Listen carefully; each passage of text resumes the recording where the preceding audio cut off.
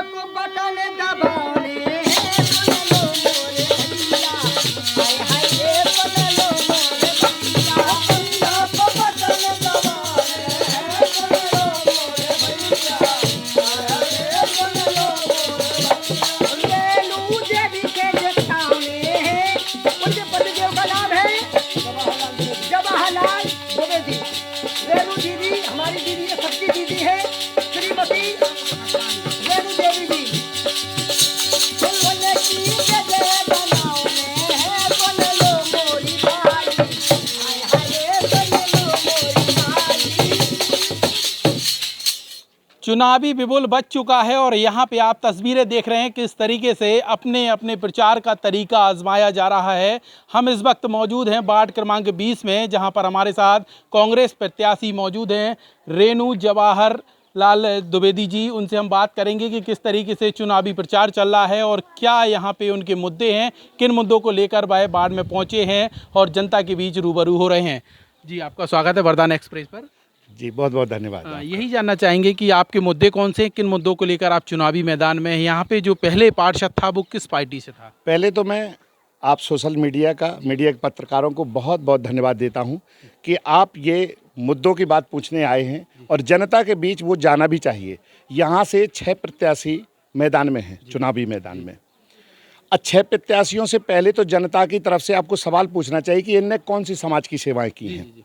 ये प्रश्न मैं उठा रहा हूँ तो 3 उंगलियां मेरे तरफ भी उठ रही हैं। मैं बता रहा हूँ, गोरैया रोड पे रहता हूँ मैं, राम राजा सरकार भवन है, वहाँ पे गऊओं को पानी पिलाना, कोरोना काल में ब्लड डोनेट कराया। मैंने कभी किसी से ऐसा नहीं सोचा कि मैं भी चुनाव लड़ूंगा, परंतु ये देखिए कि मकान टैक्स देते हैं, रोड टैक्स देते हैं हम। कम से कम आप पता पार लीजिए 200-300 कर्मचारी होंगे कम से कम नगर पालिका में, दस्तखत करके बाजार में जाते हैं जिससे 10-50 रुपए मिल जाए जेब में डालें। क्या हमारे वार्ड 20 में 5 कर्मचारी नहीं होंगे? लोगों को स्वयं नाली साफ करनी पड़ती है। पहला मुद्दा मेरा है, परिषद में बैठते ही पहले मुद्दा उठेगा, मकान टैक्स लेते हैं आप, हमने चुनाव लड़ा तो हमसे भी एक टैक्स जमा कराया गया। आप हमारे कर्मचारी हमारे यहाँ भेजिए, वार्ड में सौंपिए, हमें दस्तखत वहाँ करें, यहाँ ड्यूटी दें, जिससे हमें नाली ना साफ करनी पड़े। दूसरा मुद्दा, आपने विधायक बनाया तो लोग भोपाल जाएंगे? अरे नगर पालिका में आपने पार्षद बना दिया तो आप 10 बाई 10 का एक कमरा बनाइए, वहाँ एक कर्मचारी, 6 कर्मचारी नगर पालिका में, एक कर्मचारी यहाँ बिठाइए।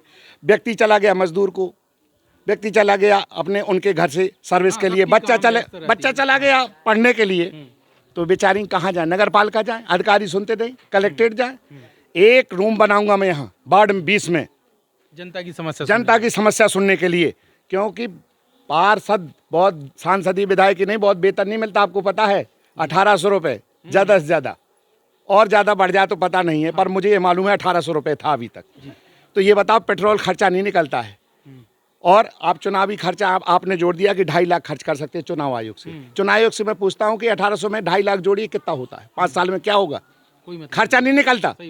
इसका मतलब भ्रष्टाचारी होगी। मैं पंडिताई में पहले कमाता था, जनता से मैं कह रहा हूँ पंडिताई से ही कमाऊंगा, व्यापार वही रहेगा, लेकिन ये समाज सेवा, ये मैं समाज सेवा लिए। रूम बनेगा, यहाँ कर्मचारी बैठेगा, आप समस्या लेके जाइए और वहाँ आपकी समस्या का निराकरण हम करेंगे। अच्छा, ये तो बताओ, आप पार्षद कौन था यहाँ पे इसके पहले? पहले लालेश शिवहरे थे, बीजेपी से। ये बीजेपी का गढ़ है क्या?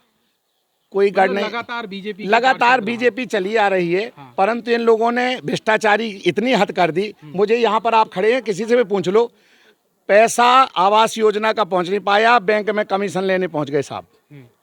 इतनी भ्रष्टाचारी, जमीन तक सरकारी बेची गई। मैं ऐसे मुद्दों पर नहीं जाता, मैं अपनी योग्यता बता रहा हूं। पंडित जी एक मिनट, हम यहाँ पे जो देख रहे हैं आपके साथ, अभी हमने कवरेज किया है, तो हमें यही देखा कि रोड तो कहीं पे दिखी नहीं, सब जगह उबड़ खाबड़ रास्ते हैं और यहाँ पे नालियाँ जो हैं वो भरी पड़ी हैं, कोई नाली व्यवस्थित भी नहीं है।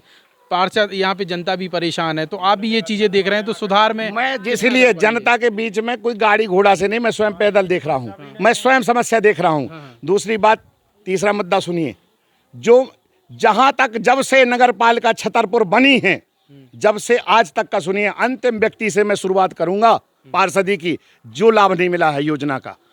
आप सबसे पहला जो आखिरी तीसरी मेरी योजना है, सुनिए, वृद्धा पेंशन, बेवा पेंशन किसी पार्षद ने आज तक लगवाई छतरपुर में? कितना पैसा आता है? 1400 करोड़ रुपए फंड आता है कम से कम। क्या वृद्धा पेंशन, विधवा पेंशन बन जाती तो क्या हमारे घर का लगना था साहब? ये पुण्य के काज है, पर ये पार्षद नहीं करते क्योंकि इनका कुछ बचता नहीं है। आप आवास योजना में तो आप कहते हैं कि हमें रजिस्ट्री दीजिए, पट्टा दीजिए, बिल्कुल सत्य है, आप भेजिए इस बात को। पर ये बताइए रोड नाली में कौन सी रजिस्ट्री लगना साहब? रोड नाली में कौन सी रजिस्ट्री लगना, पूछिए आप, बताइए। एक बात बताओ, पार्षद जो बन जाता है जी, आपकी नहीं हम तुलना कर रहे, लेकिन जो बन जाता है वो कहता है नगर पालिका में तो हमारी कोई सुनता ही नहीं है, फिर पार्षद क्यों बनता है? थोड़ा सा ये भी बताइए कि अगर पार्षद हो तो आप बाढ़ की समस्या लेके नगर पालिका तक जाना आपकी जिम्मेदारी होती है और उस पर काम करवाना भी आपका काम होता है। तो अगर आपको अगर मौका देती है यहाँ की जनता तो आप कितना काम करवा पाएंगे? जैसे अभी देख रहे हैं हम तो यहाँ तो कुछ विकास ही नहीं दिख रहा, ना रोड है, ना पानी है, ना देखिए अभी तक जो पार्षद रहे वो अध्यक्ष में न रहा, पार्षद नमूने रहे, शुद्ध बात है। इस बार जो सरकार ने निर्णय लिया है कि पार्षद ही अध्यक्ष चुनेंगे, यदि अध्यक्ष नहीं मानता तो इस समय पार्षदों का पावर आ जाएगा, अध्यक्ष की कुर्सी हट जाएगी, वापस ले लिया जाएगा समर्थन। तो हमारा ये मतलब है पार्षद वास्तव में जो ज्ञान रखता है कानून का, गलत नहीं होता है, गलत नहीं होता है, सांच को आँच नहीं होती है। मैं सच्चा हूँ तो मुझे किसी बात का डर नहीं है। यदि इस बार 20 से इस बार यदि मैं परिषद में बैठता हूँ और ऐसा दहाड़ूंगा उस समय कि जे लोग छतरपुर के लोग भी जान जाएंगे क्योंकि बाबा वहाँ से पंडित जी वार्ड 20 से लड़े थे चुनाव। और सबसे पहली मांग होगी कर्मचारी हमें सौंपे जाएं, 10 बाई 10 का एक कमरा बनाया जाए, कर्मचारी वहाँ रहेगा, वार्ड के लोग यहाँ नहीं घूमेंगे, वहीं शिकायत लेके आएंगे।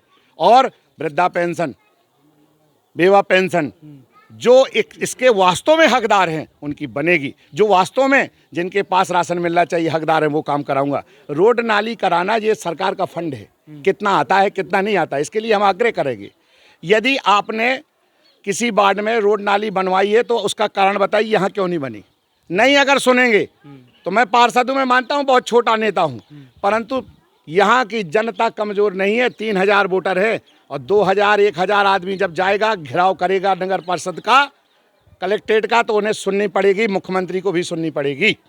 केवल दम होना चाहिए पार्षद में।